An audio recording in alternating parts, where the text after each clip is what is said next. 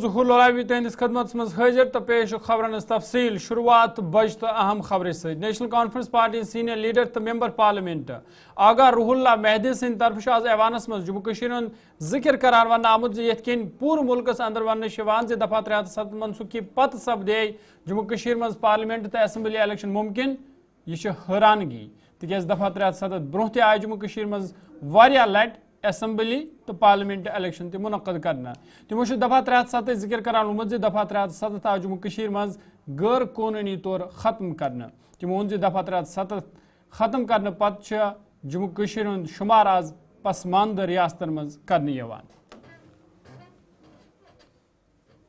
کم ہے میں پوائنٹ پہ آ جاتا ہوں.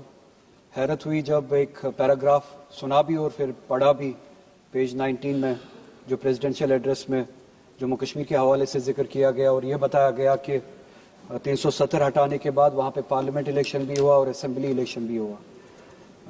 تعجب ہے کیسے اس ملک کو بیوقوف بنایا جاتا ہے.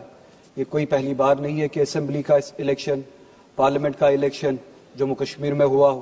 370 کے ہوتے ہوئے بھی ہوتا تھا. آپ نے ناجائز طریقے سے 370 ہٹایا, اس کے بعد بھی الیکشن ہوا.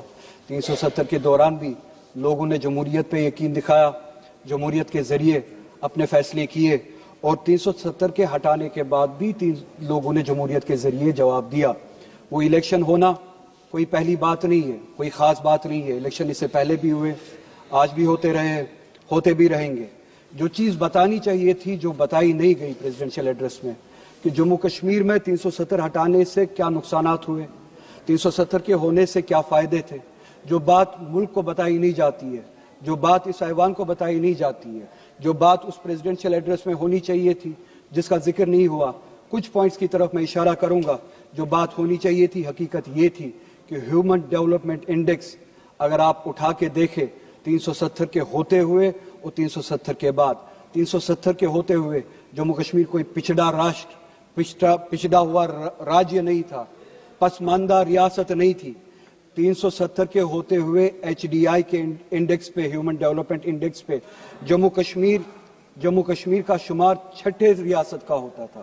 اگر آپ کمپیئر کریں ان ریاستوں سے جہاں پہ بی جے پی گورن کرتی ہے, بالخصوص آپ کی مخصوص اور خاص ریاست گجرات جہاں پہ جموں کشمیر کا ہیومن ڈیولپمنٹ انڈیکس 370 کے ہوتے ہوئے جموں کشمیر کا 0.712 تھا, وہیں پہ گجرات کا وہاں سے زیادہ کم تھا جو کہ 0.677 میں تھا.